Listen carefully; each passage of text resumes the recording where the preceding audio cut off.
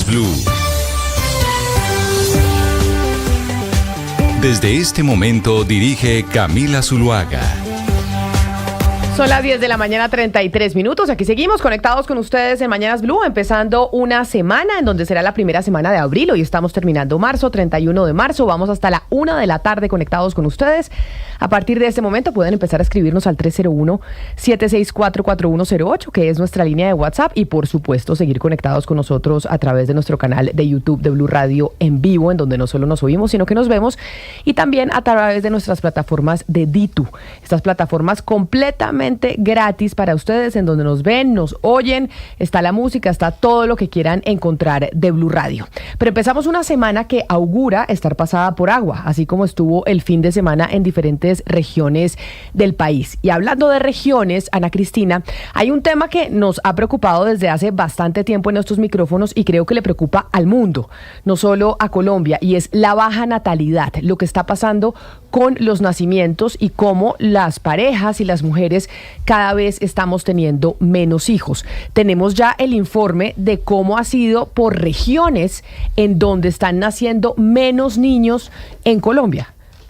Sí, así es, Camila. Ya habíamos dicho la semana pasada pues que la tasa de nacimientos anual había bajado de 500,000, que eso ya pues es como un récord, pero ya tenemos por regiones y le voy a contar las 5 regiones, los 5 departamentos donde más ha bajado la natalidad en Colombia. En el que más bajó es en el departamento de Cesar, con un menos 36.1%, le sigue Amazonas con menos 35%, le sigue Atlántico con menos 34.4%, en cuarto lugar está Magdalena con menos 34.1% y después está Chocó, que ha rebajado la tasa de natalidad en 33.5%. Eso es, para empezar, digamos, podemos hacer un recorrido por los departamentos de la mesa, de nuestra mesa de trabajo. Por ejemplo, Bolívar, que es donde está Jennifer. Bolívar ocupa el puesto 22. La tasa de natalidad ha bajado en menos 26.5%. Aquí en Antioquia ocupamos el puesto 20. La tasa de natalidad ha bajado 27.4%. Bogotá está muy cerquita de Antioquia. Bogotá ocupa el puesto 18. La tasa de natalidad ha bajado menos 28.7% y Valle del Cauca está en el puesto 13, Camila, con menos 29.3%. Esto, Ana Cristina, lo que usted está contando de cómo en diferentes regiones del país está bajando la natalidad y en Colombia es bastante preocupante porque, como lo decíamos la semana pasada, estamos en ritmos de decrecimiento poblacional de un país desarrollado, cuando nosotros no somos completamente desarrollados. Pero le quiero contar una anécdota porque nos hemos preguntado qué es lo que está pasando y por qué estamos teniendo menos hijos. Y una de las cosas es que, bueno, las mujeres entraron al mercado laboral, están teniendo mayores oportunidades, pero ¿sabe qué? Es que todavía a las mujeres le hacen la vida muy difícil. Me llega una historia de Famisanar, una EPS, en donde una mujer que está separada, trabaja, su ex esposo también, tiene que llevar a su hija al psicólogo a través de la EPS, y entonces, pues como es normal, uno con el papá de su hijo se divide las tareas y le dice, mire, oiga, yo ya pedí permiso en mi trabajo para llevar a la niña al psicólogo, en esta oportunidad llévela usted. Y el señor lleva a la niña al psicólogo, y el psicólogo de Famisanar le dice, no, qué pena, la que tiene que venir es la mamá porque la niña es la que vive con la mamá. Entonces yo no lo puedo atender a usted. Y entonces uno dice, oiga, los doctores de las EPS de verdad fomentando que no se puedan dividir las tareas del hogar, cuando todo recae sobre las mujeres, cuando si los niños, que en su mayoría viven con la mamá cuando los papás son divorciados, terminan asumiendo la mayor carga de tener hijos, y cuando llegan al sector salud, a unos profesionales, supuestamente unos psicólogos, le dicen que la que tiene que llevar a la niña al psicólogo es la mamá. Dígame, ¿con qué ganas van a tener las mujeres más hijos? O sea, ¿con qué ganas si todo el sistema no les ayuda en absolutamente nada a disminuirle las cargas y que se dividan entre papá y mamá las tareas? Sí, Camila, pero pues entonces esto es un llamado de atención para que en todas las pues en todas las EPS revisen eso y en las cajas de compensación revisen eso, porque es que si lo que van a hacer es poner toda la carga en la mamá, pues no estamos haciendo nada. Por eso hemos dicho tantas veces que en esas políticas, por ejemplo, de licencias de maternidad, pues la única manera de corregir es ponerla por iguales a padres y madres. Y eso, de estos datos que da el DANE, precisamente es como la pregunta con que yo quedo después de todo esto, porque dan todas las cifras, por ejemplo, de la edad promedio del primer hijo en Colombia. La edad promedio del primer hijo es 24.4 años. La Guajira, por ejemplo, es el lugar donde se tiene el hijo más temprano, a los 22.2 años. Y sabe que después de leer todo esto, yo decía, qué tan bueno sería que el DANE tuviera esta cifra en hombres. Si pudiéramos tener esta cifra en hombres y mirar los hombres, pues los que lleven la cuenta de los hijos que tienen, a qué edad fueron papás por primera vez, cuántos hijos tienen por los cuales estén respondiendo. Yo sé que son preguntas difíciles, pero eso sería muy bueno tenerlo, y tener también el dato de hasta qué edad son papás, porque es que todo esto de tener datos que son concentrados en la mujer y en todo lo que tiene que ver con el cuerpo de la mujer, por supuesto recarga todas las responsabilidades en la mujer. Claro, y ahí pero se ven cosas como la que usted está contando, que es brutal. Es imposible que las mujeres quieran tener más hijos, Ana Cristina, cuando la carga no se reparte con la pareja. Es imposible. Claro. Una mujer que esté trabajando y diga, oiga, yo me voy a poner a tener hijos cuando voy a tener que seguir trabajando, y acá incluso el sistema, por más de que el papá quiera colaborar, y no es colaborar, hacer su trabajo, porque es que tiene que ser 50 y 50 lo que le toca, el sistema no lo deja. Una EPS como Famisanar, que es una de las EPS más grandes del país, va el señor con su hija, no lo atiende, no, es que la que tiene que venir es la mamá, porque la mamá es la que vive con la niña. ¿De verdad?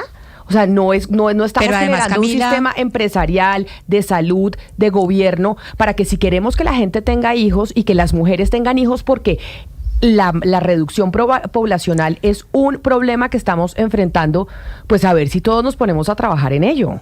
Sí, pero además, Camila, el caso que usted está contando, pues horrible por lo que hizo el psicólogo de Famisanar, pero muy bien por lo que hizo el señor, pues porque el señor, si decidieron no ser pareja, si ellos dos decidieron no ser pareja, pues él sí entendió, ese señor que llevó a su hijo al psicólogo, pues que el deber es de los dos.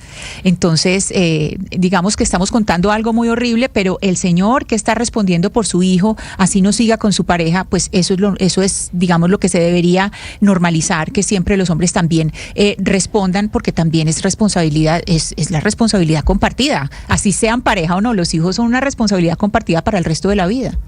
Así es, pero por eso es que ya que estamos enfrentando el tema de la baja natalidad en Colombia y en el mundo, y que va a cambiar, nos va a cambiar como sociedad, lo hemos hablado desde hace bastantes meses, y es las implicaciones que tiene para la economía, para nosotros como sociedad, el hecho de que cada vez nazcan menos niños y que se nos esté invirtiendo la pirámide poblacional. Acabamos de aprobar una reforma pensional de pilares. ¿Qué implicaciones tiene eso cuando cada vez menos niños están naciendo en Colombia? Pues sería bueno ponernos a reflexionar sobre cómo, como comunidad, podemos hacer que las tareas se dividan para que también las mujeres digan, oiga, sí, ¿sabe qué? Sí me le mido a tener hijos. 10 de la mañana, 41 minutos. Pero antes de irnos con noticias que tienen que ver con el fin de semana, Sebastián, ¿cómo están las bolsas esta mañana, el día de hoy? Porque todos los días estamos empezando con noticias que suben, bajan, esto parece una montaña rusa. Y le importa mucho a Colombia, porque recordemos que esta tarde hay decisión de la Junta del Banco de la República, y todo lo que está pasando con Estados Unidos es uno de los elementos importantes a tener en cuenta. Otra pésima mañana para caminar las bolsas del mundo, y en especial los activos de riesgo. Empiezo por Asia, el Nikkei, Camila, que es la bolsa de Japón. Ayer a las 7 de la tarde, que es cuando abre, porque es nuestra noche, menos 5%. En este momento el Nasdaq, que es la bolsa de los índices tecnológicos, cae 2%, el Standard & Poor's 1%, y el oro, que siempre decimos que es el activo refugio, hoy sube 1.3% y toca otro máximo histórico. Ya la semana pasada había roto la barrera de los $3,000. En este momento, Camila, el precio del oro está en $3,152. Nunca en la historia había estado así. ¿Y qué ocurre? Dos cosas, pues este miércoles, Camila, entrarían en vigencia los aranceles recíprocos de Donald Trump, que por ahora no han cambiado de opinión. El tema es que la gente del mercado no saben a quiénes van a ser, de cuánto van a ser y en qué circunstancia van a ser. Entonces, en estas aguas la gente está navegando y pues también Argentina cae muy duro, Brasil cae muy duro, Colombia cae muy duro. Y se esperaba un rally de las bolsas muy arriba antes de que llegara Donald Trump a gobernar. Esa era la especulación que estaban haciendo todos los mercados. Y resulta que no, resulta que fue todo lo contrario y fue mucho antes de lo que se esperaba. Los norteamericanos votaron por el tema de la economía porque decían que la inflación estaba muy arriba con Joe Biden, pero los primeros o el primer mes de ejecución del gobierno de Donald Trump lo que está trayendo es un terremoto, o no diría yo todavía terremoto, pero unos temblores económicos importantes que están afectando a los norteamericanos, pero también al resto del mundo. Este fin de semana, el periodista Eduardo Contreras de Los Informantes en Caracol Televisión logró una entrevista con los comandantes del Frente Nororiental del ELN en el Catatumbo. En esa entrevista que se transmitió ayer, dicen que la paz total fracasó y además el ELN, la guerrilla más grande hoy en Colombia, descartan firmarla e incluso le están recomendando al presidente Gustavo Petro ir al gobierno. Recordemos lo que dijo ayer, lo que transmitieron ayer en esa entrevista en el programa Los Informantes. Paz total, fracaso total. Y la paz total se convierte en guerra total. Eso es lo que se vive en el Catatumbo, guerra total. ¿Es posible firmar la paz con Petro? No. ¿Se acabó el tiempo? Con lo que Petro dice, ¿cómo se va a firmar la paz? Que Petro yo le recomendaría que vaya al psiquiatra, para que se eche una revisadita porque va muy en contravía por lo que fue elegido. Que vaya al psiquiatra, le dicen al presidente, y además señalan que estarán en el Catatumbo hasta que logren sacar al Ejército Nacional. ¿Y hasta cuándo va a seguir el combate? Y hasta que lo saquemos del Catatumbo. ¿A quién van a sacar? A la banda del 33 y al ejército y todo aquel que venga con las intenciones de acabar con este Catatumbo. Pues uno de los ponentes del proyecto de la paz total en el Congreso de la República, Lina, que este fue uno de los proyectos que se aprobó, si no me equivoco, al principio del gobierno del presidente Gustavo Petro, fue el senador del Partido Verde, Ariel Ávila. Exactamente, Camila. Él fue uno de los ponentes de esta ley que fue fundamental precisamente para que el gobierno pudiera empezar la negociación con los grupos armados. Senador Ávila, bienvenido a Mañanas Blue. Mil gracias por estar con nosotros. Buenos días y un saludo a toda la mesa, muy amable por su invitación. Usted que, pues, antes de que fuera congresista, de que se metiera en la política, lo consultábamos por temas de seguridad y que fue uno de los ponentes de esa paz total, de ese proyecto, pues, ¿cómo recibe esta entrevista en donde, pues, el ELN dice, no nos interesa nada con Gustavo Petro, además les ayudamos a elegirlos, ayudamos en esa campaña, cosa que también, pues, deja mucho que decir, que se vaya al psiquiatra y vamos a sacar al ejército del Catatumbo? ¿Eso en dónde nos deja en el país en términos de orden público? Mire, Camila, entonces le respondo las dos partes de la pregunta. Entonces, la primera, Colombia tiene más de 1.100 municipios, un poquito más de 1.100, de esos hay 300 muy afectados por la violencia, los dos corredores principales, pues el Pacífico y la frontera entre Colombia y Venezuela, y esa cifra eran 56 municipios cuando terminó Santos, sube como a 150 municipios, 160 municipios cuando termina Duque y hoy está prácticamente doblada entre 280 y 300 municipios muy afectados por la violencia. Del paquete grande de lo que llamábamos paz total, es decir, Segunda Marquetalia, el Estado Mayor Central, Clan del Golfo y ELN, ninguno se va a firmar, ningún proceso se va a firmar. Como te lo decía la vez pasada, tal vez lo que se va a firmar es unas cosas de grupos regionales en lo de Nariño con el Comuneros del Sur y demás, pero no va a haber ninguna firma grande. Y lo tercero, la fuerza pública en ese momento está pasando serios aprietos en muchas zonas del país y más que por falta de plata que hace falta, que por falta de equipamiento que hace falta, hay un problema de estrategia, no han logrado dar con el cuento cómo operan estos nuevos grupos y esto se va a mantener así todo el año. Ahora le respondo la segunda parte de su pregunta.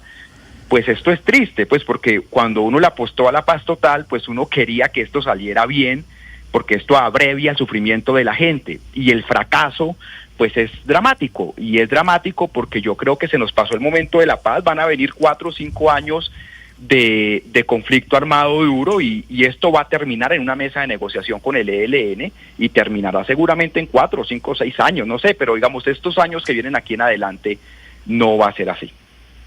Senador Ávila, uno ve este informe de Eduardo Contreras en Los Informantes y se pregunta ¿para qué ha servido la conmoción interior declarada por el gobierno Petro?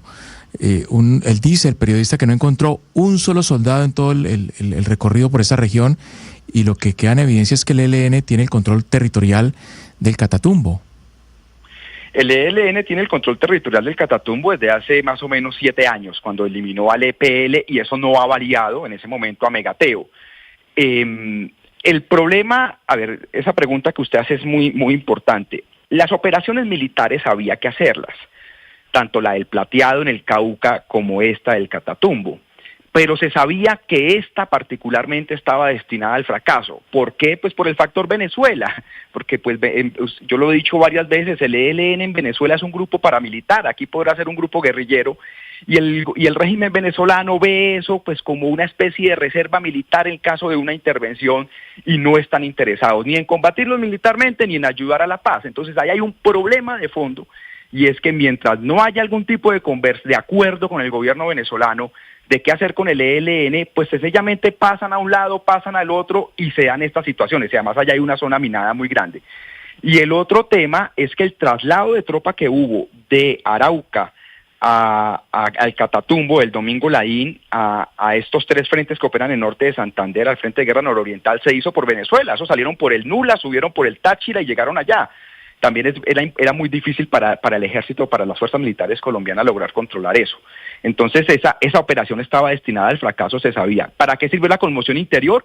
Para dar la ayuda humanitaria, que de hecho está demorada a las familias desplazadas que están en los cascos urbanos, sobre todo en Cúcuta, pero para restablecer la seguridad, eso yo no veo eso en el corto plazo, no lo veo, vuelvo y repito, por el factor de fronterizo. Senador, me gustaría que profundicemos en las razones del fracaso, porque pues evidentemente usted nos decía que había buenas intenciones, pero esto necesita pues de técnica y de método, y no sé, usted como ponente de la ley de paz total, ya hace más de 2 años, ¿usted qué pensó que se iba a hacer? ¿Qué pensó que se iba a hacer y no se hizo ahorita? ¿Quién es el máximo responsable? Si nos puede dar más definiciones de esto, ¿por qué no funcionó desde el punto de vista de la técnica? Pues me parecería muy útil. Lo que pasa es que esa pregunta pues la que todo el mundo se hace. Yo le daría, sin estar seguro de las 3, le daría 3 respuestas claves. 1, una falta de método del gobierno Petro.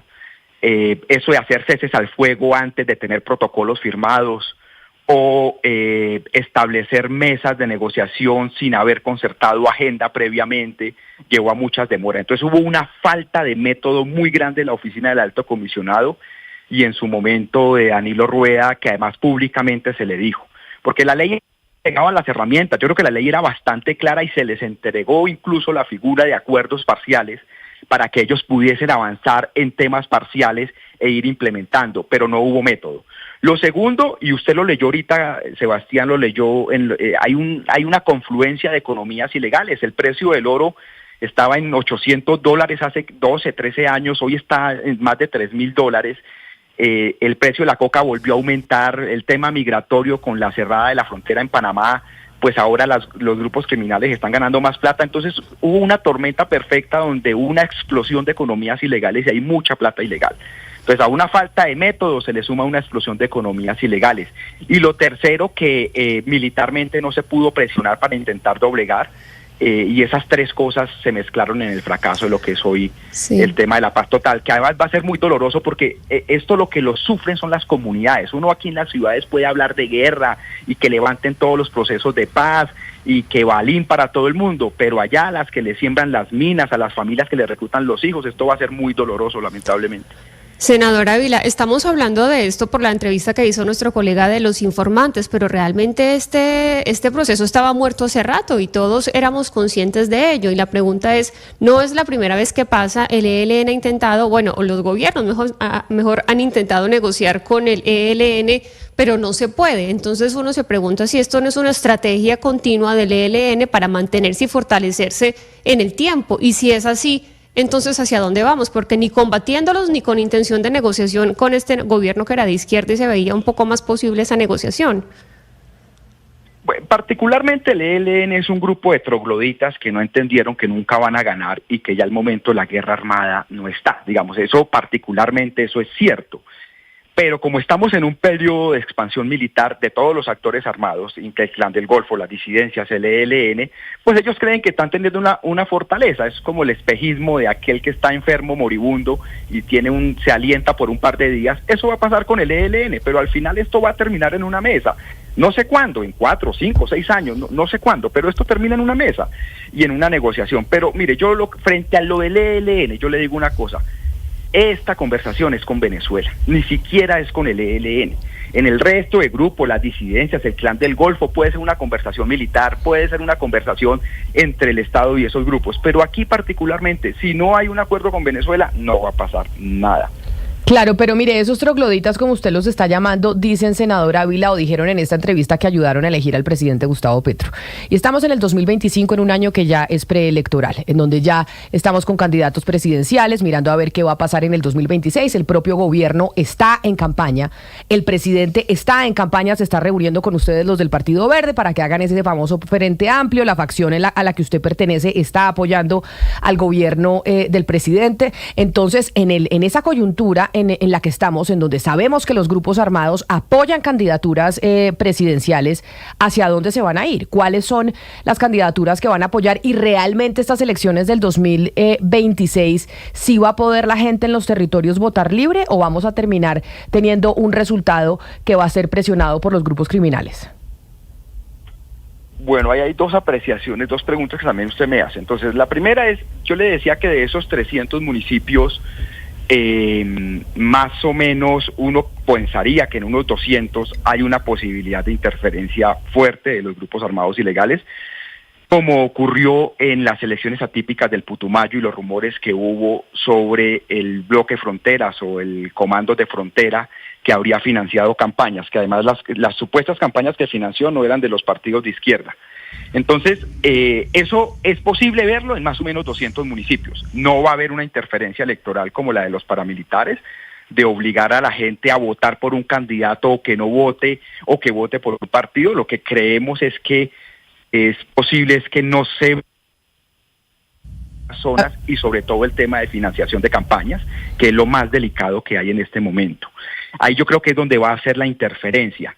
¿Que por qué campañas se van a ir? Eso va a depender mucho de arreglos regionales. Es la historia, los grupos se mueven mucho regionalmente. Por ejemplo, el ELN siempre ha interferido en elecciones en Arauca y no va a dejar de hacerlo por eso. Entonces va a depender mucho de cada arreglo regional. Y la otra parte de su pregunta es, ¿esto va a impactar las elecciones como un todo? Claro que esto va a impactar las elecciones como un todo, como siempre son los años preelectorales en materia de seguridad. Senador Ávila, pero volviendo a la situación del Catatumbo en Antioquia, pues algo que se ha venido advirtiendo es que eso se podría repetir, por ejemplo, en el norte de Antioquia, y vimos que, digamos, en Segovia ya otra vez hubo bombardeos, se volvieron a dar bombardeos, y por eso le quiero preguntar si la posibilidad de lo que pasó en Catatumbo se pueda replicar en otros lugares como en Antioquia, y si esa presencia tan fuerte que tiene el Clan del Golfo y sobre todo toda la presencia que tiene en todo el mercado del oro y la minería del oro, eso puede influenciar también políticamente. Sí, yo creo que vamos a tener sobre todo problemas de financiación de campañas e interferencia vía financiación. Yo no veo proselitismo armado a hoy, digamos, puede ser que cambie esto en un mes, yo tampoco me aseguro en esto, pero diría que hoy lo duro es financiación. Y particularmente hay unas zonas, esas de minería, esas de cultivos de coca, que van a ser muy fuertes y va a depender del tema hegemónico. Yo, por ejemplo, estoy seguro que el ELN sí va a definir quién entra y quién no entra al Catatumbo y a algunas zonas del departamento de Arauca. Eso sí, pues para mí es absolutamente claro qué va a hacer y cómo se protege. En algunas zonas de Antioquia, en el Urabá, el Clan del Golfo va a determinar quién entra y quién sale y a dónde se puede ir a hacer campaña y a dónde no, tal vez con excepción de las cabeceras urbanas de Turbo y Apartadó, pero el resto van a intervenir. Entonces va a depender mucho de la zona. ¿Cuál es el problema? Que nosotros no tenemos cómo hacerle seguimiento, el Estado colombiano no tiene cómo hacerle seguimiento a esta financiación de campañas. El CNE tiene el presupuesto bloqueado, el gobierno no ha querido girar la plata, tampoco tienen presencia territorial, es un órgano muy politizado porque lo eligen partidos políticos, no hay tribunales departamentales, entonces no hay mucho que hacer, digamos, más allá de proteger el día electoral, el rastreo de plata, de financiación, yo no veo que nadie se esté preparando para eso. Senador, usted describe una situación demasiado grave y que lo deja uno como pensando en si aquí queda solamente la resignación, y se lo digo como norte santanderiana que soy, que puede esperar la población, no solo de Norte de Santander, pero de esos más de 50,000 desplazados. ¿No se vislumbra entonces una posibilidad de regreso?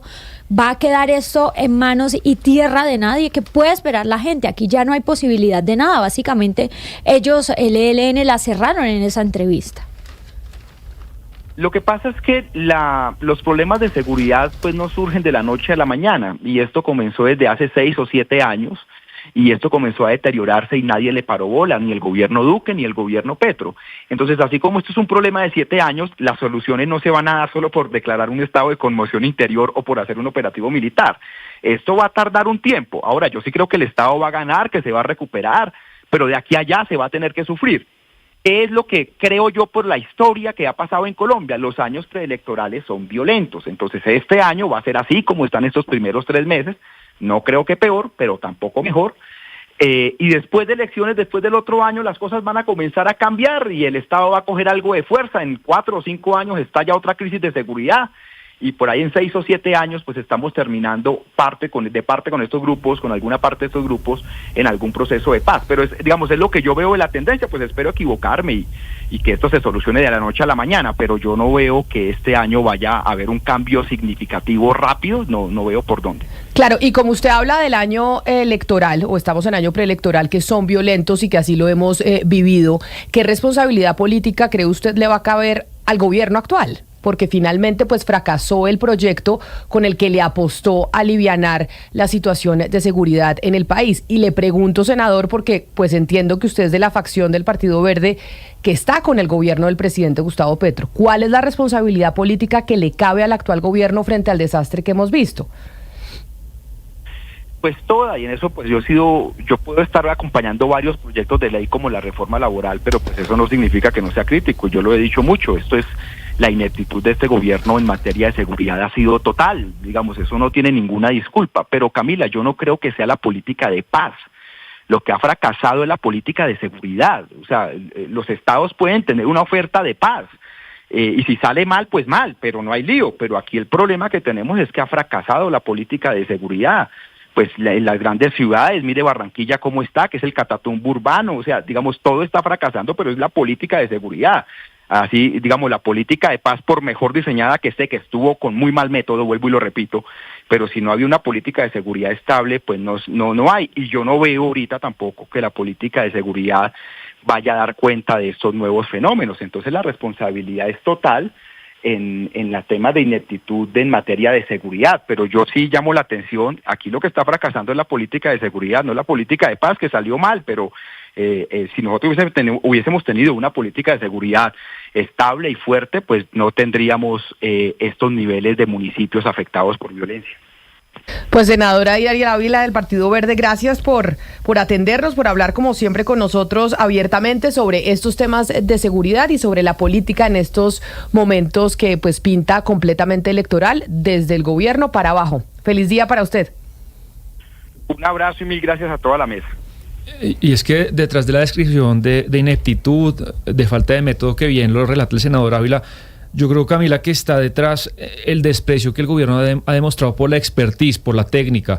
Porque si, por ejemplo, vamos a arreglar una puerta, llamamos a un carpintero. Si necesitamos patear penaltis, llamamos a un futbolista. Si necesitamos cantar, llamamos a un cantante. Y en esta vida todos nos especializamos en algo y solemos desempeñarnos en esas habilidades y en esos conocimientos. Y este gobierno, en el tema de seguridad, despreció eso. ¿A cuántos generales no llamó a calificar servicios y puso al frente de este tema, que para mí es el protagonista de la foto del fracaso, al señor Iván Velázquez, que aceptó un reto para el cual no estaba preparado periodo en el cual no tuvo cargos de trabajo y siguió 2 años y medio desempeñando una tarea en la que él no tiene conocimiento. Y aquí se demostró pues que se derrumbó desde la punta de la pirámide hasta abajo toda la infraestructura de la fuerza pública del país. No, y qué esperanza, Sebastián, después de ver el informe de los informantes y la arrogancia de esos mandos del ELN, la arrogancia de quien tiene el control del territorio, ¿sí? Hablando con la propiedad con la que hablaron, pero además lo que dice el senador Ariel Ávila tiene todo el sentido común. O sea, no hay solución que no pase por las manos de la dictadura de Nicolás Maduro. Es que dependemos prácticamente de un acuerdo que haga el presidente Petro con la dictadura de Maduro para poder resolver el problema de orden público y de seguridad en el Catatumbo, cosa que yo creo que es realmente triste. O sea, que estemos en manos de la dictadura del vecino país, me parece que no da muchas esperanzas para los habitantes de norte de Santander, de Arauca y de esa región del país. Recordemos que el senador Ávila siempre, pues antes de llegar al Senado, pues él era precisamente analista de seguridad en todo el país, entonces él conoce muy bien de qué está hablando y nos enumeró una serie de asuntos que son importantes, como pues los ceses al fuego sin contraprestaciones, la agenda de concertación, pues crear agendas sin concertación previa y una serie de anuncios que no llegaban a nada, pero hay algo que es muy importante y es cómo se puso a competir la paz total con la paz de La Habana, y eso fue fatal en todos los sentidos, pero el sentido más lógico, el más obvio, es que cómo hay personas que se van a apuntar a un proceso de paz cuando han visto que a los pasados no les cumplieron, si se ve que no les están cumpliendo en los ETCR, si se ven que están atrasados en los compromisos y que los están matando, porque eso es lo que hemos visto, que siguen matando y siguen estigmatizando a los firmantes que sí han cumplido y que son muchos los que han cumplido, pues si a ellos no se les cumple, ¿con qué ganas van a decir me voy a sentar en una mesa a dialogar si a mí no me van a cumplir lo pactado? Y otro punto para resaltar, Ana Cristina, diría yo, es el fracaso de la política de seguridad, porque el senador Ávila tiene razón. Uno puede tener como gobierno varias ideas sobre cómo lograr la paz, sobre ideas de diálogo, de negociación con diferentes grupos, pero al mismo tiempo seguir combatiendo, seguir debilitando esos grupos criminales, que fue lo que hizo el gobierno de Juan Manuel Santos con las FARC. Acá no se hizo, también se debilitó la política de seguridad y ahí tenemos los resultados. Pero mire, Camila, Colombia tiene un gran problema y es que es un país muy rico. Acá uno tira una semilla y nace un árbol, se va y busca árboles caoba en el Amazonas que los puede vender en miles de dólares en el exterior. Es decir, es un país tan rico, pero tan mal administrado porque el Estado no llega a muchas zonas. Y esta entrevista que vimos anoche las dos con estos personajes que sí hablan con todo el cinismo del mundo porque tienen el control de esa zona. Entonces es un problema constante de la política colombiana, no ha logrado llegar a esos territorios con autoridad. ¿Y quién administra la riqueza? Esos grupos criminales. No sé cómo vamos a salir de esto realmente. Pero no solo es un fracaso de la política de seguridad, es un fracaso de la política de paz también, porque acá me están escribiendo varias personas al 301-764-4108, que es nuestra línea de WhatsApp, que son estudiosas del tema y dicen dónde se puede conseguir también esa propuesta de la política de paz que planteó el gobierno desde un principio. O sea, ha habido fracaso tanto de la política de seguridad, como lo han dicho ustedes y lo dijo el senador Ávila, pero también de esa propuesta de la paz total, que no ha sido ordenada. Empezamos con, ¿cómo se llamaba? Danilo Rueda, lo sacaron porque no había una articulación, no hay una claridad sobre cómo se debería hacer o cómo se planteaba esa paz total, porque hay un dicho que dice, Ana Cristina, que es que el que mucho abarca poco aprieta, y creo que eso fue lo que le pasó al gobierno del presidente Gustavo Petro con el tema de la paz total. Intentó abarcar a todo el mundo y en medio de querer negociar con todos, pues no pudo con ninguno. Camila, sí, pero es que además... no es solamente eso, y perdón, Lina, haber arrancado con Danilo Rueda, que ahorita el mismo Ariel Ávila lo dijo el mismo senador, fue un error muy grande, porque es que Danilo Rueda, primero, pues entró a hacer como usted dice, abarcar demasiado sin tener el conocimiento de cómo hacerlo, empezó a hacer unos anuncios que no llegaron a ninguna parte. Yo creo que el primer error y el primer culpable del fracaso de la paz total es haber tenido a Danilo Rueda, que no solamente no tenía un conocimiento previo de lo que, y no aceptó consejos, no aceptó mirar hacia atrás y mirar todo lo que se ha construido, porque es que en Colombia hemos construido muchos procesos de paz, es que es el M19, EPL, hay una cantidad de procesos de paz y había donde mirar, y él no quiso hacer eso. Entonces, no es solamente todo lo que abarcaron, sino que abarcaron mucho sin preguntar qué había construido previo y qué funcionaba y qué no. pero además un fracaso también de la lucha contra el narcotráfico. Es que uno no puede descuidar que en esa zona, en el Catatumbo, es una zona donde, mejor dicho, se está expandiendo cada minuto, pues precisamente este mercado del narcotráfico. Más de 43.000 hectáreas de coca, teniendo el norte de Santander a la frontera con Venezuela al lado. Yo creo que el gobierno pues le está quedando grande esta situación y definitivamente le quedó grande esta lucha y descuidó que allá hay una mezcla de todo tipo de caldo de cultivo para que llegáramos a esto donde estábamos. Más allá de lo que dice el senador, que esto venía hace años, pues este gobierno, ya sabiéndolo, no supo cómo abordarlo. Y nuevamente será la seguridad el tema de la campaña. Tristemente, nuevamente estaremos dependiendo del accionar de estos grupos al margen de la ley. Como decía el senador Ávila, vamos a tener tiempos violentos, porque en época preelectoral son tiempos muy violentos, porque eso es lo que buscan precisamente, manipular los resultados para que llegue alguien que les sirva a esos grupos al margen de la ley. Vamos a hacer una pausa y regresamos aquí a Mañanas Blue.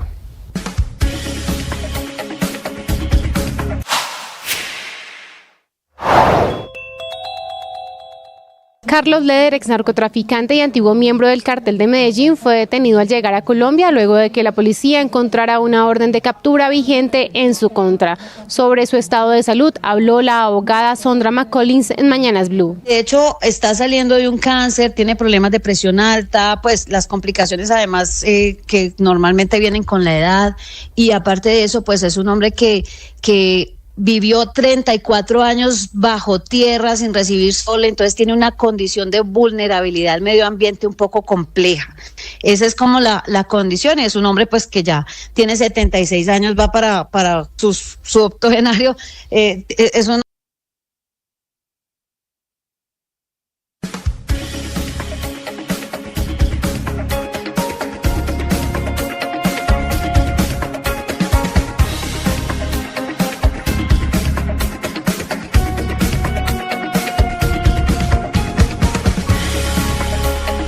el Festival Estéreo Picnic, que a quienes ustedes están oyendo en estos momentos, a Justin Timberlake, fue la sensación. No conozco una sola persona que no haya ido al Festival Estéreo Picnic que no haya dicho que de verdad, Gonzalo, este es un artista de todos los quilates, que la presentación que se hizo Justin Timberlake en el Estéreo Picnic fue impresionante. Yo cuando vi el viernes las lluvias decía, qué delicia no estar en el Estéreo Picnic cayéndole a unos sapos encima, pero después me dio envidia cuando me empezaron a contar sobre la presentación de Justin.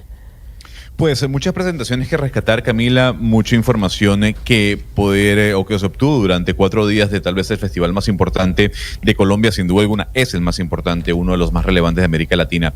Justin Timberlake, Olivia Rodrigo, Tool, Shawn Mendes, estamos hablando de músicos de talla mundial. Tal vez el único lunar que tuvo el Estéreo Picnic y sale de sus manos es que Incubus, que era una banda de la que se estaba esperando, no pudo participar en el Estéreo Picnic porque todos sus integrantes se enfermaron estando en Guatemala y cancelaron su visita a Bogotá. Hay que destacar lo siguiente, no se tienen los números exactos, Camila, post-festival, pero previo al festival se conoció que él mismo iba a tener un impacto en Bogotá con una suma de $154 millones. Y de dólares no, creo que de pesos, no, Gonzalo, ojalá esa cifra fuera en dólares, no de pesos. Sí. De pesos, señora, sí. Igual gran cifra, no es una cifra menor, gran cifra, $154 millones de pesos. Y lo que destaca, Camila, es la cantidad de turistas que van a Bogotá por el festival. Estamos hablando de casi más de 50.000 turistas, de los cuales 18.000 son del extranjero. Yo le puedo decir que de Panamá al menos se contabilizaron más de 1.100 personas que fueron únicamente a Bogotá a ver el festival de Estéreo Picnic.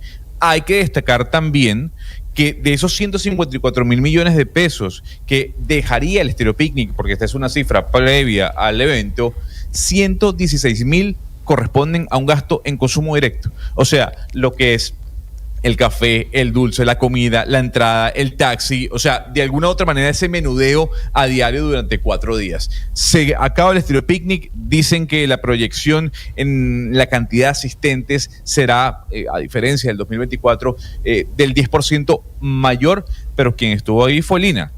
Lina, que Exactamente. está ahí, y la vi bailando, la vi O sea, ¿usted cantando fue los 3 reggaetón. días, Lina? ¿Cuántos días yo fue? fui viernes y sábado. O sea, se mojó.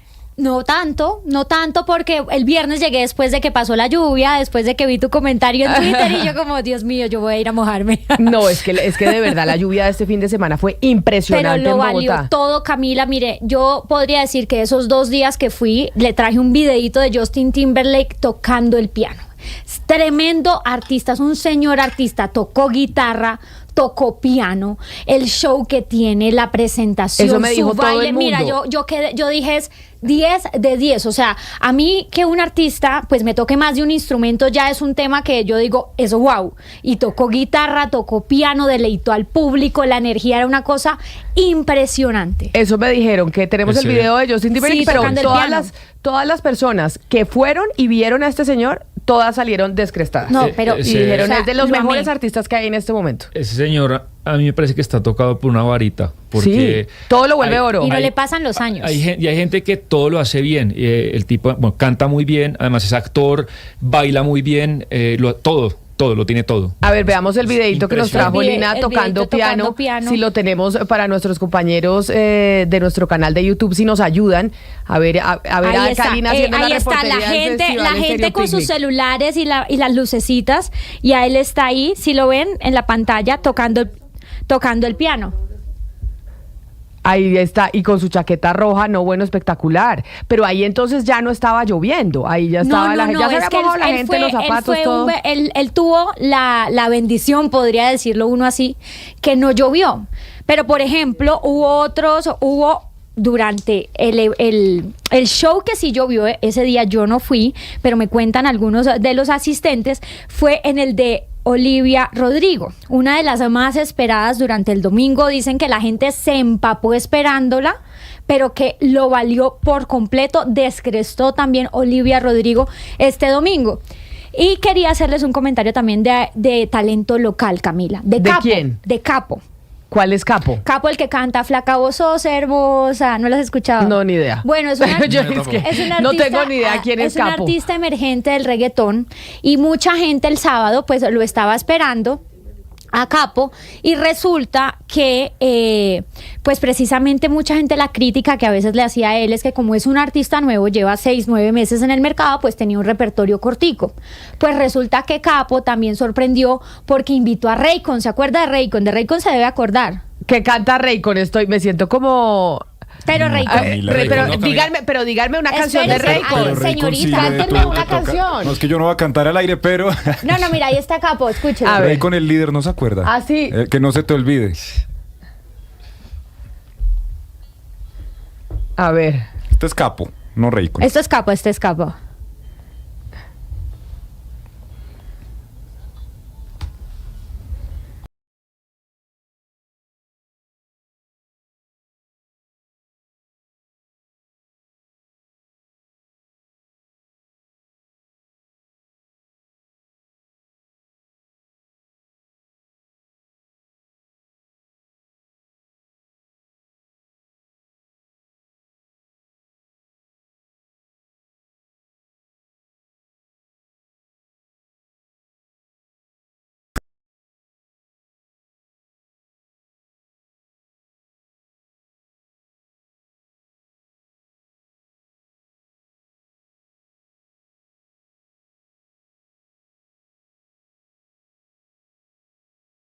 En ese momento un programa musical y me acuerdo que él estaba emergiendo. Yo tenía como 16 años, hoy tengo 31. Ah, bueno, sí, teníamos 18 años. Ay, Camila. Pero bueno, el caso es que quiero destacar que que Capo se fajó un gran show invitando a Raycon y cantó otras canciones y de verdad me parece que va por buen camino preparando esas presentaciones. Y otro talento que quiero destacar, Danny Ocean, venezolano. Claro, pero era uno que además Danny Ocean, Gonzalo, anunciaron que viene para el Movistar Arena aquí a Colombia, en Bogotá, creo que para el mes de septiembre. Sí, señores. Sí, o sea, estuvo en el Estéreo Picnic y anunciaron que a Danny Ocean a presentarse en Colombia. Y es que le fue muy bien, cantó con Elena Rosé. Ellos tienen una canción muy famosa, Gonzalo, que usted debe conocer muy bien, Caracas, en el 2000. Sí, a ver, es una canción que sin duda alguna Tenemos está el hecha videito para... de ellos cantando, ahí lo podemos poner. Le voy a decir algo, Lina, eso es una canción que está hecha sin duda alguna para quienes migramos y somos de Caracas, ¿no? Porque hace toda una cronología de lo que uno hacía en la ciudad capital venezolana, sobre todo un domingo o un sábado por la tarde o por la noche. Entonces, Raboyana utiliza a Elena Rosé, la catapulta comercialmente hablando, ahora es imagen incluso de Adidas, y con esa canción Caracas en el 2000 pone a hablar en la música pop, en la música alternativa, sobre todo en el sur de la Florida, sobre Elena Rosé y la lleva al Estéreo Picnic. Exactamente, entonces cantan Caracas en el 2000, envían un saludo a todos los venezolanos y bueno, yo vibré que seguramente también en había ese un montón momento. de venezolanos también. Mire, en ese Estéreo fueron Picnic. protagonistas todo el tiempo, muchos cantantes hicieron alusión y saludaban a los venezolanos, claro, a todo el público latinoamericano, porque es que muchos de los artistas que vienen a este festival, por ejemplo, no van a Centroamérica todos. Claro. Entonces, muchos de esos turistas que vienen obviamente de Centroamérica, de otras partes de Latinoamérica, había también uno iba caminando por el festival y escuchaba gente hablando en inglés. Realmente ese tema que mueve el turismo, uno lo siente, no diría uno en los pasillos porque estábamos en un parque, pero pues en los corredores del Parque Simón Bolívar, una gran organización también, debo decir, Camila. Y cerró ayer con Empire of the Sun. Tenemos y videito el último también. fue Rufus. Es decir, ya la categoría de este festival es muy grande. No, pues lo que pasa es que los artistas que vienen a este festival son los que siguen para el sur del continente, por ejemplo, Argentina, Lollapalooza Argentina. Sí. O sea, es decir, cuando usted saca las boletas de los Believers del Estéreo Picnic, que es que usted compra la boleta más barata sin saber cuáles son los artistas que usted va a comprar, hay mucha gente que ya dice, hay que comprarla porque sabemos que la calidad de los artistas son los mismos que van al resto de esos festivales que ya son muy importantes en el resto de América Latina. O sea que aquí este festival, claro que es de talla internacional. Y siempre se hace cuando llueve en Bogotá y la gente dice, pero ¿por qué no se puede hacer en otra época? Pues porque esto ya es unas fechas que están cuadradas, porque estos señores se van de tour desde el norte hasta el sur del continente y no hay nada que hacer. Sería mucho más caro traerlos. No, y porque lloviendo también es bueno. Sí. Camila, es que lloviendo también es bueno. Pereza. Uno se pone una chompa y listo. Uno se pone una... Pero sí, más claro, que una eso no chompa, importa. lo mejor para la lluvia se llama el poncho. El poncho. Exacto, que uno el usa en poncho, el estadio poncho, cuando sí. va a ver a Millonarios. Claro, y está el lloviendo. poncho de fútbol. El poncho es lo mejor para no mojarse. Pero mire, Camila, fuera de la chaqueta o lo que uno se ponga, pues que eso llover no importa si uno está pasando bueno. Una cosa que ha tenido el Estéreo Picnic, y eso es parte del éxito, es que le apuntó a lo intergeneracional. Es decir, no apuntarle solamente a una generación, sino irse desde arriba. Usted vio a Olivia Rodrigo, a Alanis Morissette, o sea, gente de muchas de generaciones distintas, y en esa medida no es solamente que pues que vayan padres con hijos, que eso es pues es lo mejor que le puede pasar a uno, ir a conciertos con los hijos es rico, sino que también dice, tengo una cantidad de conciertos, son distintas plataformas donde pueden ir, de distintas generaciones, entonces no hay cómo perder. Es decir, yo creo que el Estéreo Picnic es una fórmula que primero pues ha tenido muy buena curaduría, pero lo segundo es que no tiene cómo perder, porque le apunta a todas las generaciones. Y además es uno de los de las variables económicas que están jalonando el crecimiento en nuestro país, el entretenimiento. De acuerdo. Y no solo aquí, en el mundo, el entretenimiento está creciendo de forma impresionante después de la pandemia, porque yo creo que aprendimos y dijimos, bueno, no sabemos, hoy estamos aquí, mañana no sabemos cuál va a ser nuestra situación, y el entretenimiento, lo que está creciendo a nivel mundial es impresionante. Pero de lo que usted dice, de que le apuntaron a todas las generaciones, para cerrar este recorrido que nos trajo Lina sobre el Estéreo Picnic con esa reportería de cómo estuvo para quienes no fuimos, pues es que también le apostaron a lo local, a lo intergeneracional, y a Gali Galeano, que también estuvo y que dijo que se retiraba de la música. Llorando. No, pues es que imagínese, ¿cuántos años tiene Gali Galeano? 67. 67 años, 67, sí. 67, pero yo creo, pero sí. ¿Por qué anunció que se retiraba de la música si a los 67 puede seguir cantando? Claro, está muy joven. Y pues se le ve muy ya vital. quiere descansar. Sí, pero pues digamos como que hay artistas internacionales que siguen cantando después de los 70, casi llegando a los 80, es que y ahí yo están lo pensaba, dando Camila, giras. yo lo pensaba cuando los veía ahí presentarse y uno que pues por ejemplo el periodismo es muy intenso y uno está todo el día trabajando, conectado y todo, pero yo decía, imagínese usted vivir de gira, fines de semana, noches, trasnochos, o sea, fue algo que interioricé durante el fin de semana. Claro. Pero Camila, ahí estamos viendo precisamente el video de Gali Galeano este fin de semana, Hugo Mario en el estéreo. No, un artistazo, además todos hemos crecido con Gali Galeano. Además me encanta la ropa, la ropa que tiene puesta o que se puso para el Estéreo Picnic este fin de semana, porque además, pues, mírenle los zapatos, todo espectacular, Hugo Mario. No, además pegó todo, ¿no? Hizo lo que quiso con la música. Cantó música popular, fue un éxito, cantó rancheras, fue un éxito, cantó salsa, un éxito, baladas también. O sea, todo lo que quiso hacer en su carrera musical lo hizo y le fue muy bien. Sí, pues qué buen festival, qué bueno. La cereza en el pastel. Shawn Mendes el jueves con sombrerito volteado y los fuegos pirotécnicos impresionantes, pero qué lindo ese honor, ¿no? Que traigan como esos accesorios que son muy típicos de nuestra cultura y él, mira, ahí está con su sombrerito volteado. Los que están conectados con nosotros a través de nuestro canal de YouTube pueden ver precisamente a Shawn Mendes con su sombrero volteado del que está hablando Lina. No, pues qué delicia. Ana Cristina, ustedes los paisas siempre se las dan de mucho café con leche, ahora nosotros los bogotanos con este festival Estéreo Picnic nos las damos también, o yo, porque siempre estamos, que Medellín, que no sé qué. Yo bogotana pues adoptada, debo sacar también acá estamos también sacando pecho nosotros con este festival que trae muchos turistas, pero además que trae mucha gente del resto del país para la capital. Demasiado. Y muy bien organizado. Y qué delicia en el Simón Bolívar, ¿no? Qué delicia que no muy bien organizado. Eso lo hablábamos con alguien, que eso es como tener el evento en el jardín de la casa. Claro. O sea, aquí en la ciudad, de verdad, yo quiero decir, la organización fue impecable. El montaje, los lugares que habían, las luces, realmente es algo espectacular. Pero como decimos que el entretenimiento está aportando al crecimiento económico en Colombia, pero también en el mundo, también hemos hablado de, el terremoto o la montaña rusa que estamos viviendo en las bolsas a nivel internacional por cuenta de los anuncios que ha hecho el presidente Donald Trump. Estamos a 31 de marzo, el 2 de abril, Lucas, el miércoles, o sea, ya pasado mañana empiezan las tarifas que anunció el mandatario. Hecho, oyó a Donald Trump diciendo que no descarta un tercer mandato, ¿no? Sí, pero ¿sabe qué? Es que yo creo que Donald Trump lo que quiere es estar todo el tiempo en el centro de atención. En el centro de atención, en el foco mediático, y creo que eso lo han aprendido varios líderes, como por ejemplo el presidente Gustavo Petro. Entonces quieren generar la agenda noticiosa, y pues si el señor dice que se quiere quedar un tercer término, obviamente todo el mundo va a empezar a hablar. Claro. Pero pues es que el señor está muy mayor.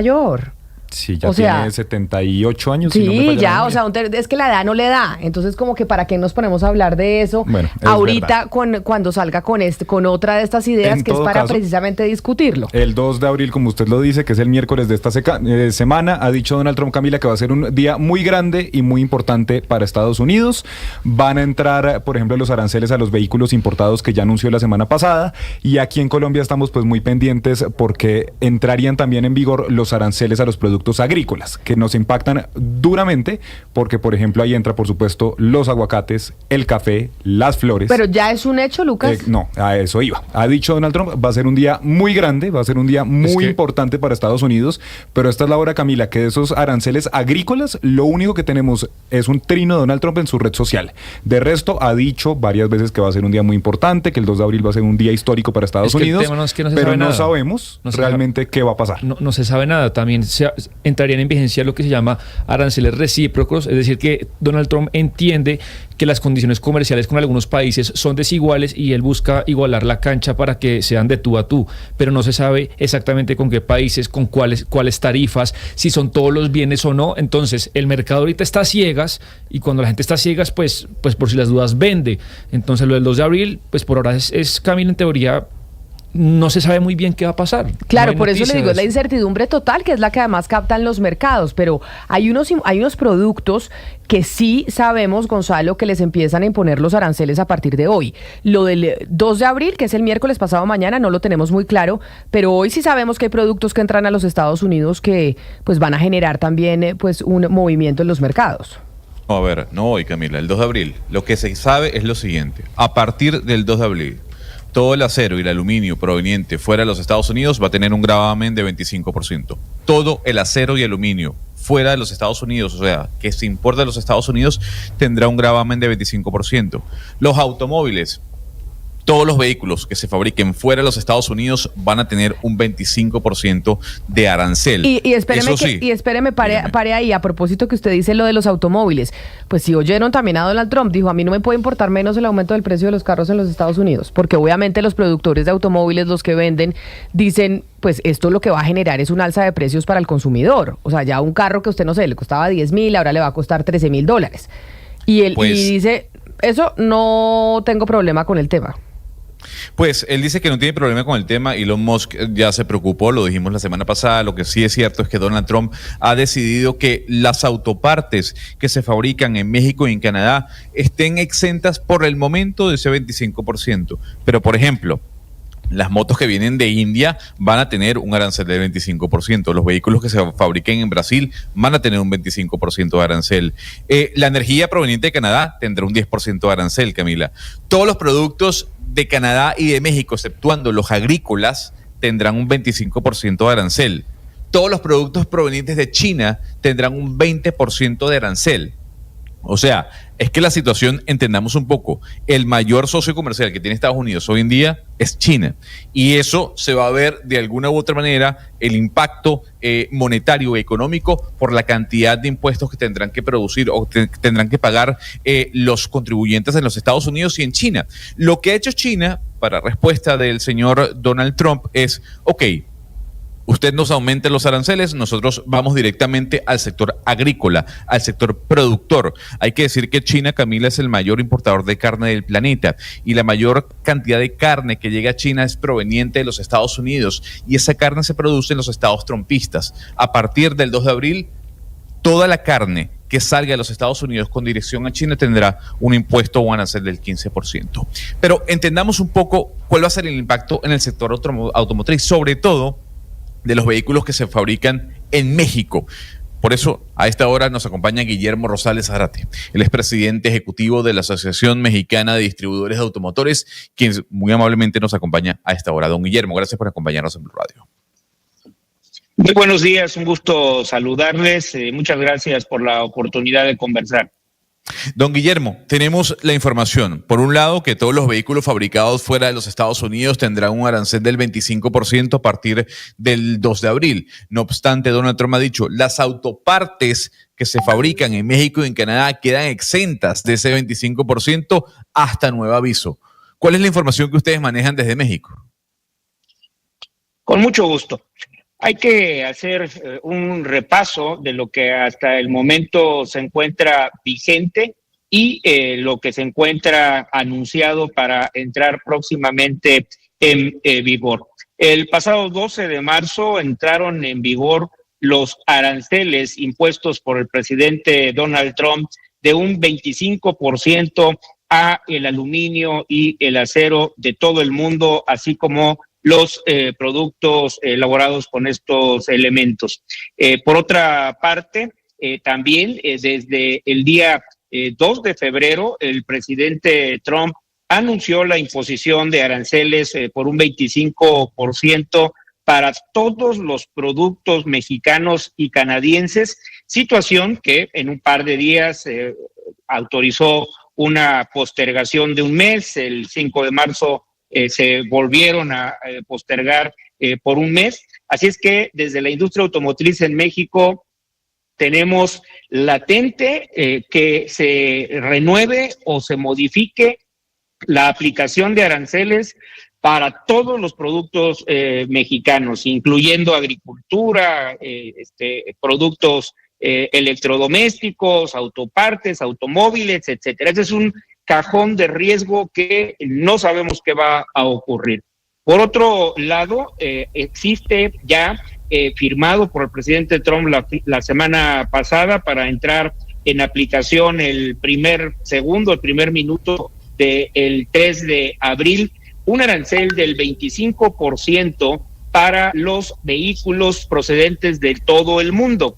Para el caso particular en este instrumento normativo, para México y Canadá, el presidente Trump ha hecho una excepción en la cual el arancel del 25% solo aplicará para la parte del valor del vehículo procedente de México, procedente de Canadá en su ingreso a Estados Unidos, que no sea originado en Estados Unidos. Señor Es Rosales, decir, y ahí se lo quiero reconoce- interrumpir, ahí lo voy a interrumpir por eso que usted está diciendo, porque frente al tema automotriz, el presidente Trump dijo: no me importa que suban los precios de los vehículos en estos momentos porque esta es una apuesta a largo plazo. Y es una apuesta a largo plazo porque queremos que la maquilación de los carros vuelva a territorio norteamericano. Y con el traslado, por ejemplo, de una planta gigantesca de Hyundai la semana pasada que se anunció, y la inversión para que se produzcan los vehículos dentro del territorio de los Estados Unidos, pues digamos, en ese punto se le podría estar dando la razón al presidente gringo. ¿Usted cree, como conocedor del mercado automotriz, no solo de México, sino de lo que pase en el mundo, que las marcas se van a trasladar a Estados Unidos por esta presión de Donald Trump, de que se tiene que producir porque si no les van a poner aranceles del 25% o de lo que sea? ¿O aquí lo que podemos llegar a ver es que puede existir una estrategia de diversificación de mercados de las marcas de vehículos para venderle a otros países y no concentrarse solo en Estados Unidos? Ninguna de las dos cosas que plantea, en mi opinión, estarán sucediendo. Hay que reconocer que el presidente Trump es un maestro del arte de la comunicación alternativa, por llamarlo elegantemente. Pareciera que la industria automotriz ya no existe en Estados Unidos y que a través de estas disposiciones empieza a tener éxito y a retornar, como el ejemplo que se menciona de Hyundai.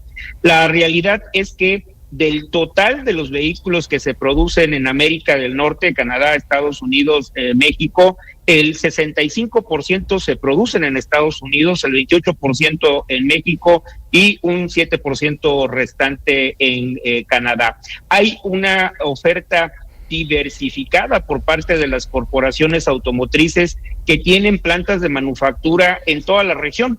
Y de la misma forma sucede con los parques de proveeduría, los componentes. Esta integración regional que se ha obtenido a lo largo de más de 3 décadas de libre comercio no es, en términos ni operativos, ni económicos, ni financieros, viable de terminar en el corto plazo. Y cuando me refiero al corto plazo estoy hablando concretamente de los 3 años y 10 meses que le quedan de presidencia a Donald Trump en Estados Unidos. De lo tanto, la segunda parte, en cuanto a diversificar, la industria automotriz en Norteamérica se encuentra diversificada. Encontramos vehículos mexicanos en casi 100 países del mundo. Sin embargo, la organización de la industria automotriz a nivel global se encuentra regionalizada. Tenemos un gran polo de manufactura en Norteamérica que la mayor parte de su producción se consume en Norteamérica, concretamente en Estados Unidos. Lo mismo ocurre en Europa, lo mismo ocurre en Sudamérica con el eje Brasil-Argentina, y ni qué decir en Asia con China y por otro lado Corea, Japón, India. De tal suerte que pensar en que México, que el año pasado produjo 4 millones, redondeando las cifras, de vehículos ligeros, de los cuales más del 66%, casi 70%, se destinaron a Estados Unidos y 7% adicional a Canadá, podamos sustituir esa producción para canalizarla al resto del mundo, no es posible, al igual que tampoco es posible que Estados Unidos en estos años deje de consumir la mitad de los vehículos que compra el resto del mundo. Presidente, usted como conocedor bien de la industria automotriz, ¿qué tan fácil es que efectivamente suceda lo que Donald Trump le está contando al mundo? Y es que, bueno, van a venir muchos fabricantes y se van a abrir muchas fábricas acá a producir en Estados Unidos. ¿Eso sucede así tan rápido? ¿Qué tan complejo es que una casa automotriz, por ejemplo, cambie su sede de maquilación y lo haga ya en Estados Unidos? Cuando menos se requieren 4 años para poder diseñar, implementar, construir y arrancar la operación de una planta automotriz. No existen las condiciones ni económicas ni demográficas en Estados Unidos para ser competitivos si no se tiene la integración con Canadá y con México, y esto ha quedado de manifiesto en la voz de los principales fabricantes estadounidenses, que están pidiéndole al presidente Trump reconsiderar estas disposiciones, so pena de incurrir en una grave afectación para la industria automotriz estadounidense. Así que lo que estamos esperando es que esta aplicación de aranceles tenga una corta duración y que finalmente se llegue a una renegociación del TEMEC para atender las demandas que por otro lado son convenientes también para fortalecer a la economía de Canadá y de México, de tener una mayor regionalización, una mayor integración y por supuesto en esto una mayor contribución de Estados Unidos en la manufactura automotriz. Don Guillermo, desde el sector privado, ¿cómo se evalúa el actuar de Claudia Sheinbaum? La relación entre Sheinbaum y Donald Trump, al parecer, es muy diferente a la que tuvo con Justin Trudeau, con sus pares de Europa, incluso con el presidente Vladimir Putin, con quien hoy la relación está bastante fría. Con Sheinbaum ha sido completamente diferente. Incluso se hablan de amigos, de colegas, más allá del rifirrafe que puede haber en cuentas de Twitter o de Truth Social. Para usted, ¿cómo evalúa o cómo ha sido la evaluación que le da de Claudia Sheinbaum con el tema de Donald Trump? Hay que partir que tenemos una relación muy desigual entre Estados Unidos y México y en este contexto la presidenta Claudia Sheinbaum ha manejado de manera atinada la relación, cuenta con el respaldo del sector empresarial en nuestro país. Y por otro lado, hay un diálogo constante entre el gobierno de México y el sector privado, los organismos de representación empresarial, incluyendo las asociaciones que representamos al sector automotor. Pues don Guillermo Rosales, presidente ejecutivo precisamente del sector automotor de la Asociación Mexicana de Distribuidores de Automotores de México, gracias por habernos atendido, por darnos ese punto de vista desde México, que bueno, en estos momentos pues están teniendo la principal interacción con el gobierno de Donald Trump a propósito de los aranceles que anunció para las autopartes que se producen en ese país. Gracias por estar con nosotros aquí en los micrófonos de Blue Radio. Muchas gracias, Camila. Un saludo hasta Colombia. Un saludo muy especial. Son las 11 de la mañana, 39 minutos. Entonces, Gonzalo, esos son los aranceles que sí van a empezar a entrar en vigencia el 2 de abril. Los otros son los que no sabemos. Sabemos, Camila.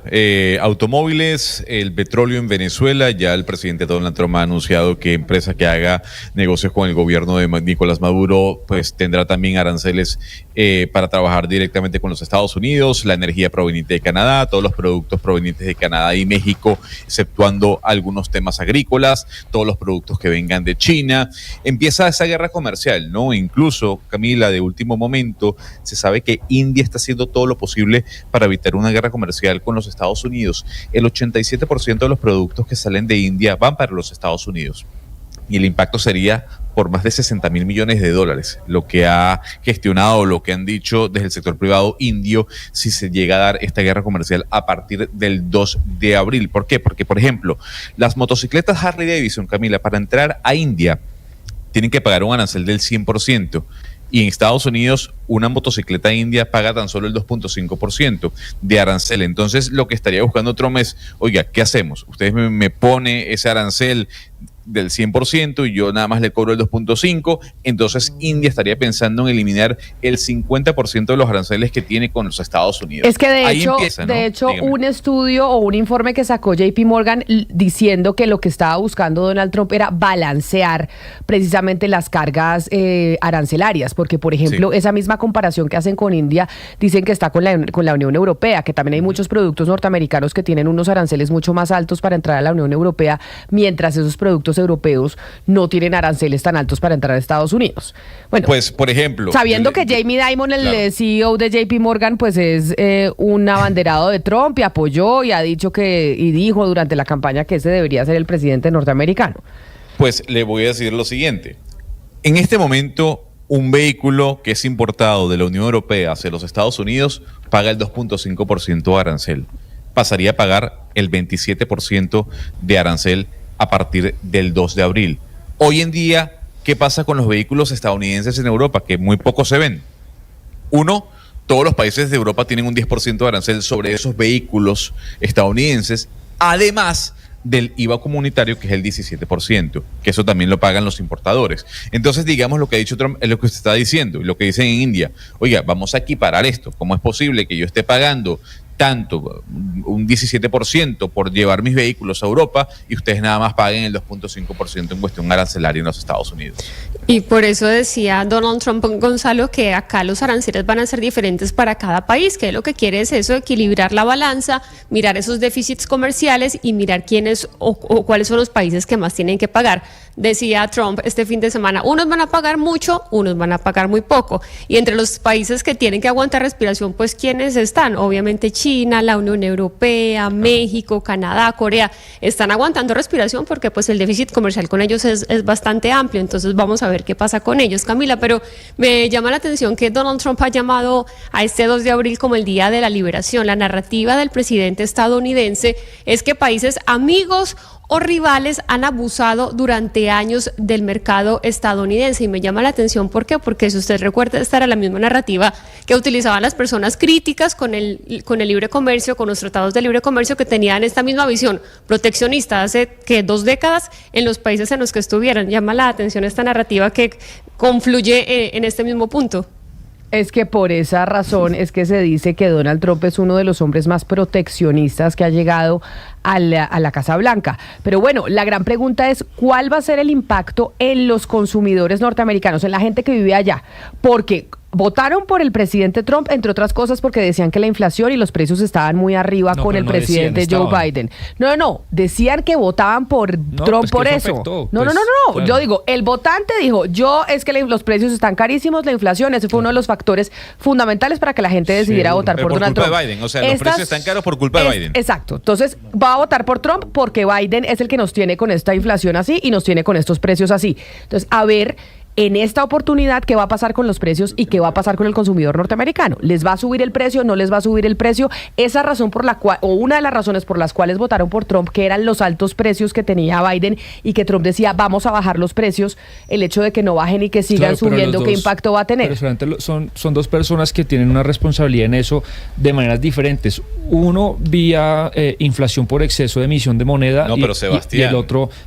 no voy a meterme, no he de hablar. Pero es que lo que pasa es que, ¿por qué lo interrumpo? Porque la respuesta que usted tiene es una respuesta muy técnica que el ciudadano estadounidense no pensó. O sea, el ciudadano estadounidense repetía lo que Donald Trump decía. La inflación es por culpa de Biden, sea por el elemento que sea. Biden es el culpable de que usted le cueste más los alimentos. Pero ¿qué tiene que ver eso con lo que estoy diciendo? Lo que yo estoy diciendo es que si en efecto los precios vuelven a subir, las cosas quedan muy caras, pues será culpa de Donald Trump. Son dos políticas que se cogen la mano y eso no excusa ni a uno ni al otro. Pero usted votó por uno porque le iba a bajar los precios y resulta que está implementando políticas que se los van a aumentar aún más. Pero ¿cuál es lo que no entiendo es cuál es el análisis de eso? Es decir, pues que usted votó por un señor que le prometió una cosa y resulta que le está haciendo la otra completamente distinto. Ese es el análisis, que es que votaron por un señor que prometió una cosa y está haciendo otra. Estoy de acuerdo con usted. Entonces no entiendo. No, yo estoy de acuerdo con usted en que sí es una falla de su promesa de campaña, pero eso no quita que lo anterior era cierto. Es que nadie dijo que no era cierto. Claro. ¿Quién dijo que no era cierto? ¿Quién dijo que no era cierto lo de Biden? No. Yo dije, acá, ¿qué va a pasar con los consumidores norteamericanos? ¿Les van a subir los precios, sí o no? Esos señores que votaron por Trump porque pensaron que él, a diferencia de Biden, les iba a bajar los precios de los alimentos, con sus políticas está haciendo todo lo contrario. Mintieron. Exacto. Entonces nadie dijo, o de mi boca no salió que lo de Biden no fuera cierto, que los precios estuvieran altos y que la inflación estuviera disparada. Pero el comportamiento del votante norteamericano me parece que era natural, que es normal. Claro, por eso, sí. Ahora, pero entonces esa es una equivocación porque dicen, al que le voté, resulta que no me bajó los precios. Pero lo que dice Trump es que serán unos meses duros, ¿no? O sea, también hay que esperar, porque Donald Trump dice, sí, va a haber, digamos, impactos en el día a día de los estadounidenses, pero espérense que cuando todos estén produciendo aquí, van a bajar los precios. Sí, porque esa es lo que dice. Esa es la apuesta. Pero como el tema de la guerra. O sea, el señor dijo que 24 horas iba a terminar con la guerra entre Ucrania y Rusia. Y mire, vamos para 2 meses y el señor no ha podido. Entonces, digamos que, y discúlpeme que lo interrumpe, Sebastián, es que lo que sí está quedando en evidencia es que Donald Trump no ha podido cumplir ninguna de sus promesas. No ha logrado un alto fuego en Gaza, no ha logrado un alto fuego en Ucrania y los precios no los ha logrado bajar. Exacto, eso es lo que digo yo. No que Biden no hubiese subido los precios, no hubiese tenido un aumento en la inflación, un aumento en los precios de los alimentos, pero cuando usted vota por un candidato que le promete que al día siguiente bajan los precios en el supermercado y está haciendo políticas completamente distintas para que eso suceda, es un llamado al votante a decir, oiga, esto por lo que usted votó, le prometieron una cosa y le están trayendo otra. Pero 11 de la mañana, 46 minutos, me voy precisamente a esta hora a donde Juan Andrés Beltrán, que está en la sala de detención de la Dijín, porque acaba de quedar en libertad Carlos Leder, el narcotraficante colombiano que llegó este fin de semana al país y que se le había capturado, pero ya Juan Andrés, una juez lo dejó en libertad. Buenos días, así es, mire, me encuentro exactamente en la estación de policía de Los Mártires, donde se encuentra la sala de detenciones de la Dijín.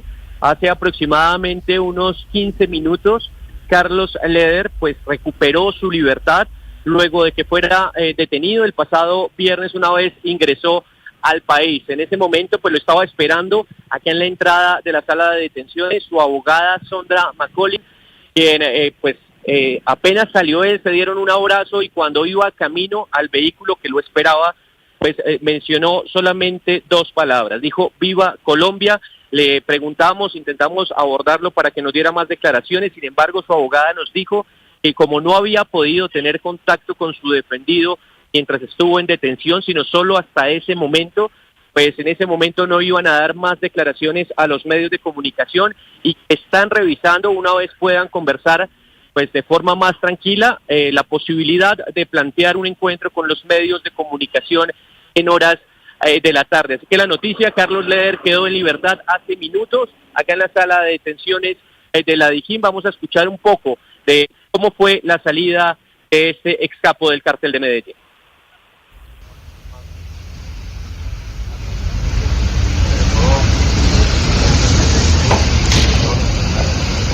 Don Carlos. Carlos, una palabrita. Solo una declaración, don Carlos. ¿Cómo se siente en este momento? ¿Ya mejor? Viva Colombia. Bueno, doctor, ahora sí con los doctora. Ahí nos debemos ahí, bueno, doctora. Ahí estamos viendo las imágenes y oyendo precisamente para quienes no están conectados con nosotros, Juan Andrés, a través de nuestro canal de YouTube, pues ahí ese era el sonido de cómo quedaba en libertad el capo del narcotráfico Carlos Leder. La gran pregunta que yo no sé si la abogada Sondra Ramírez la respondió o no, McCollins, perdón, la respondió o no, y es ¿por qué vuelve Carlos Leder a Colombia? O sea, ¿cuál es la razón de su regreso? Porque muchos dirían que, pues, porque todavía tiene varios intereses económicos aquí, Hugo Mario, en nuestro país. O sea, la plata no debe ser menor que tenga el señor Leder aquí, porque ¿por qué vuelve al país y no se queda en Alemania? Esta mañana le consultaron, Camila, dijo que no sabía, que no tenía la respuesta porque no había logrado hablar personalmente con él. Sin embargo, ya vemos que ella estuvo allí presente en el momento en que sale del lugar de detención, Carlos Leder. Seguramente ya hablaron sobre el tema, pero entiendo que Leder tiene familia en Colombia.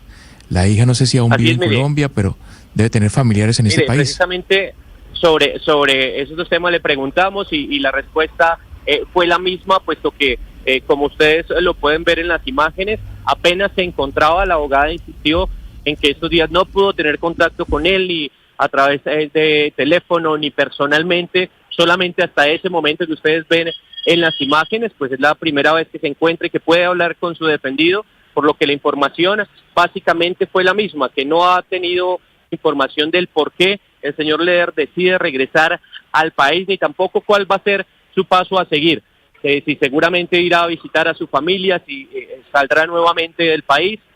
Hasta ahora pues es la información, por eso mismo nos comentaba de la posibilidad de conversar más tarde con él para intentar realizar un encuentro con medios en horas de la tarde. Sin embargo, nos dijo que pues será una decisión de Carlos Leder si pues entrega nuevas declaraciones a los medios de comunicación.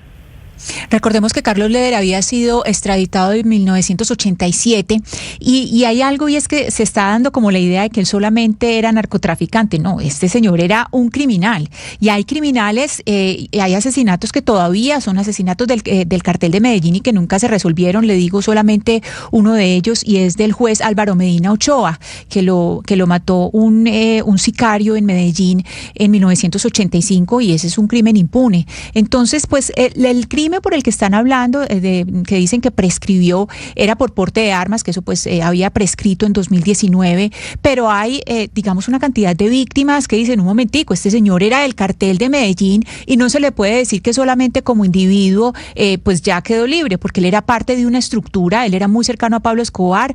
Lo que se dice es que Pablo Escobar fue quien lo entregó a él para su extradición. Finalmente pues lo capturaron en Guarne en abril del 87, precisamente pues porque Pablo Escobar lo había delatado, y hay muchas víctimas que dicen, un momento, este señor que lo están haciendo parecer como si solamente hubiera narcotraficado. No es eso, hizo parte de una estructura criminal y asesina que acabó con las vidas de jueces y acabó con muchas familias.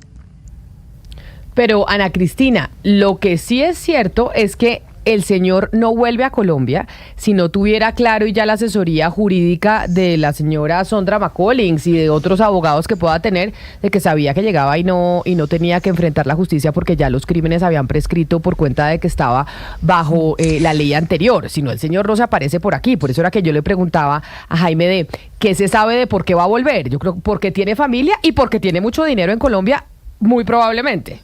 Pero Camila, no sabemos si él volvió para quedarse o volvió temporalmente. Además, también, pues lo que se dice es que tiene testaferros, tiene distintos testaferros en distintas partes del país, que eso es lo típico, pues que hacen las personas que extraditan antes de irse, pues tienen una cantidad de testaferros. Exacto. Pero ahí la pregunta clave es saber si vino para quedarse o vino solamente a recoger la tierra jala. Exacto. Y sabe que me acordé, no sé, se me fue la memoria a este lema que tenían los narcotraficantes de la época de Carlos Leder: prefiero una tumba en Colombia que una cárcel en Estados Unidos. Él la tuvo bastante tiempo en Estados Unidos, pero regresó. Y me llama la atención que en estas imágenes que estamos viendo a través de YouTube, donde se ve a Carlos Leder saliendo, montándose un carro y los periodistas tratando de preguntarle, bueno, ¿qué pasó? Cuéntanos un poco más. Y él dice, ¡viva Colombia! Entonces yo creo o puedo intuir de que tiene intenciones de quedarse acá en el país y que va a morir aquí en Colombia. Vamos a ver qué nos dice y sobre todo qué verdades puede darle a las víctimas más allá de estas penas que ya están prescritas, ¿no? Sí, pues ahí entonces estamos viendo quienes están conectados con nosotros a través de nuestro canal de YouTube de Blue Radio en vivo y a través de DTV en el momento en que se da la salida del capo del narcotráfico Carlos Leder, y a quien abraza es a su abogada Sondra McCollins, quien además ha sido abogada de otros narcotraficantes. Ella pues mejor dicho, Hugo Mario, ella tiene esa especialidad, ha tenido varios clientes de ese sector. Sí, Camila, yo escuchaba más temprano la reacción de algunos familiares de víctimas del cartel de Medellín.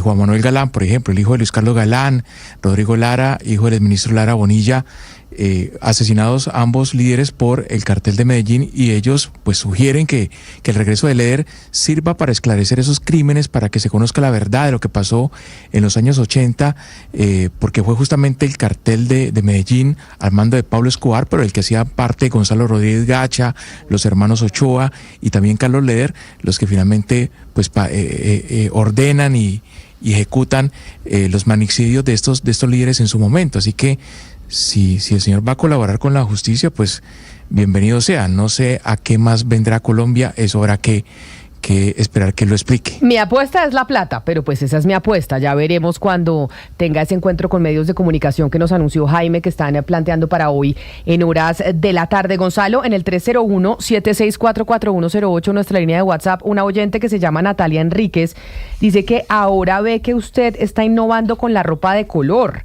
y que el tema de las camisetas negras lo dejó atrás. Está con chaqueta de la selección de Italia, usted porque Italia, también es italiano, y camiseta blanca. Entonces ella dice que si el tema de la camiseta negra, más allá de lo que usted decía que era por el planeta y no pensar qué ponerse, sino tener 20 y 30 camisetas negras y hacer una sola lavada para ahorrar agua, era más por un tema del peso que por realmente las razones del negro y el medio ambiente. Le soy sincero, usted sabe con el tema del medio ambiente no es que yo sea Camila Zuluaga, ¿no? Sino que yo tengo una gran cantidad de camisetas negras. No he lavado, tengo que lavar, estamos a final de mes.